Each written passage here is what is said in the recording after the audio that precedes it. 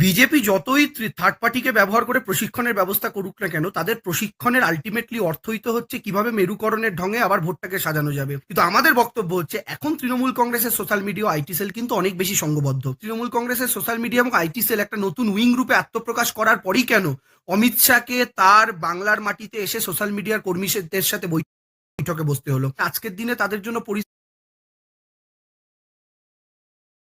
BJP যতই third পার্টিকে ব্যবহার করে প্রশিক্ষণের ব্যবস্থা করুক না কেন, তাদের প্রশিক্ষণের আলটিমেটলি অর্থই তো হচ্ছে কিভাবে মেরুকরণের ঢঙে আবার ভোটটাকে সাজানো যাবে। কিন্তু আমাদের বক্তব্য হচ্ছে এখন তৃণমূল কংগ্রেসের সোশ্যাল মিডিয়া আইটি সেল কিন্তু অনেক বেশি সংঘবদ্ধ। তৃণমূল কংগ্রেসের সোশ্যাল মিডিয়া এবং আইটি সেল একটা নতুন উইং রূপে আত্মপ্রকাশ করার পরই কেন অমিত শাহকে তার বাংলার মাটিতে এসে সোশ্যাল মিডিয়ার কর্মীদের সাথে বৈঠকে বসতে হলো। আজকের দিনে তাদের জন্য পরিস্থিতি আর এতটা সহজ বা মসৃণ হবে না যে তারা দাঙ্গা বা সাম্প্রদায়িক উস্কানিমূলক প্রচার করে পার পেয়ে যাবেন। উল্টো দিকে তাদের 10 গোল দেওয়ার জন্য একটা সংগঠন